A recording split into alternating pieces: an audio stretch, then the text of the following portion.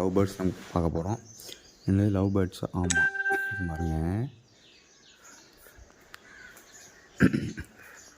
இதோ தெரியுது இல்லை, இதுதான் எங்கள் வீட்டோட லவ் பேர்ட்ஸ். எப்படி இருக்காங்க பாருங்கள், கப்பலோடு இருக்காங்களா.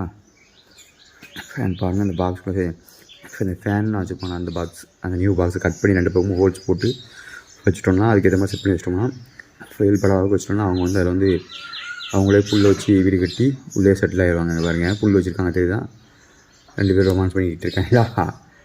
இவங்க தான் எங்கள் வீட்டோட லவ் பேர்ட்ஸ்.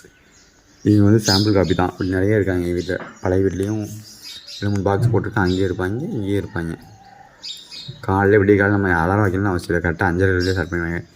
கிச்சின்னு இது பண்ணி வந்துடுவாங்க. சிட்டுக்குருவி பார்த்திங்கன்னா சில இடங்களில் பார்க்குறதே ரொம்ப அபூர்வமாக இருக்குது.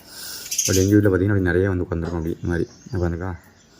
இந்த மாதிரி சிட்டுக்குருவி வந்து போகணும் கொஞ்சம் நல்லா படித்து வரல, இன்னும் பிடிக்கவே இல்லை. அவ்வளோ நல்லா படிஞ்சிச்சு அப்படின்னா வெளிச்சம் வரவும் அந்த சன்ரைஸ் ஆகிற டைமில் நிறைய வந்து நிற்கும். ஒரே சிட்டுக்குருவியாக தான் இருக்கும், கிச்சின்னு சத்தம் போட்டே இருக்கும். நல்லா பார்க்குறதுக்கே ரொம்ப அழகாக இருக்கும்.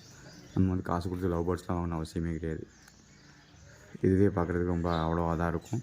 நம்ம எதுவும் வைக்கணும்னு அவசியம் இல்லை. அவங்களாவே எல்லாம் சேகரித்து கொண்டு வந்துடுவாங்க, தண்ணி கிண்ணி எல்லாமே. அவங்களுக்கு தேவையான நிறைய அவங்களே பார்த்துப்பாங்க. லவ் பேர்ட்ஸ் வச்சுருந்தா நாம் தான் எல்லாத்தையும் பார்க்கணும்.